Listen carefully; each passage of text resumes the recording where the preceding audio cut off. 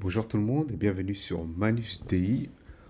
Aujourd'hui, nous allons répondre à la question qui a tué Goliath.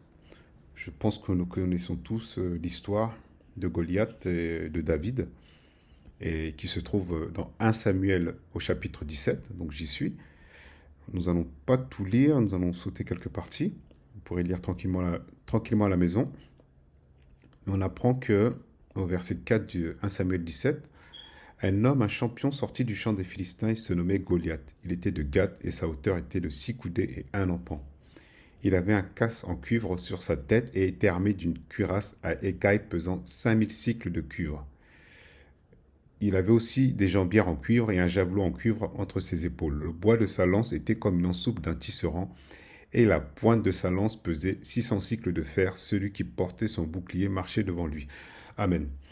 Donc Goliath, un géant, et quand on descend, on va apprendre que David va affronter Goliath, et que David, pardon, va tuer Goliath.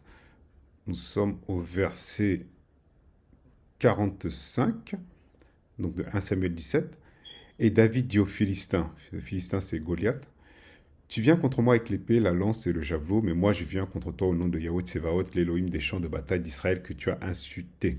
Aujourd'hui, Yahweh te livrera entre mes mains, je t'abattrai et je te couperai la tête. Aujourd'hui, je donnerai tes cadavres du champ des Philistins aux oiseaux du ciel et aux animaux de la terre, et toute la terre saura qu'Israël a un Élohim. Ensuite, on descend au verset 49. Alors David mit la main dans son sac, il prit une pierre et la lança avec sa fronde. Il frappa tellement le Philistin au front que la pierre s'enfonça dans son front. Il tomba la face contre terre. Ainsi, avec une fronde et une pierre, David fut plus fort que le Philistin. Il frappa le Philistin et le tua. David n'avait pas d'épée en sa main. Alors David courut, se jeta sur le Philistin, prit son épée, la tira de son fourreau, le tua et lui coupa la tête. Les Philistins, voyant que leur homme vaillant était mort, prirent la fuite. Amen. Donc on apprend que c'est David qui a tué Goliath. Mais lorsque nous allons dans 2 Samuel, 2 Samuel 21, au verset 19, nous n'allons pas tout lire, on va aller directement au verset 19, on apprend, il y eut encore une autre guerre à Gob avec les Philistins et El-Hanan, ou El-Kanan, fils de Yaéré, Orégim de Bethléem, tua Goliath de Gath.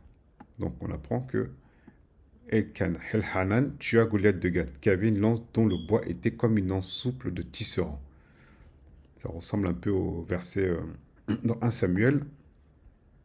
Donc là, on était dans 2 Samuel. Je vais repartir dans 1 Samuel 17. Notre front, donc, tisserand. Donc c'est au verset 6. Le bois de sa lance était comme une ensoupe de tisserand et la pointe de sa lance était de 600 cycles de fer. Donc c'est 1 Samuel 17, 7 ou 6, 7. Je vais repartir dans 2 Samuel 21. On était au verset 19.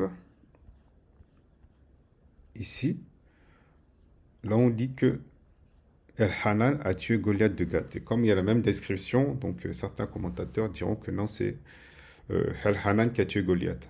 Mais la réponse, comment avoir la réponse? Donc on va parcourir la Bible. Il suffit de parcourir la Bible. Elle est dans 1 Chronique. 1 Chronique, chapitre 20, au verset 5. Il y eut encore une autre guerre contre les Philistins et El-Hanan, fils de Yaïr, tua Lahmi ou Lashmi, frère de Goliath de Gath, qui avait une lance dont le bois était comme une ensoupe de tisserand. Donc, El-Hanan tua Lahmi, frère de Goliath de Gath. Donc, pour finir, qui tua donc Goliath et non son frère? 1 Samuel 17, vers le verset 50 et quelques. Verset 50, 1 Samuel 17, 50. Ainsi, avec une fronde et une pierre, David fut plus fort que le Philistin, donc Goliath. Il frappa le Philistin et le tua. David n'avait pas d'épée en sa main. David tua Goliath, mais Elhanan tua le frère de Goliath. Amen. Et à bientôt sur Manus Dei.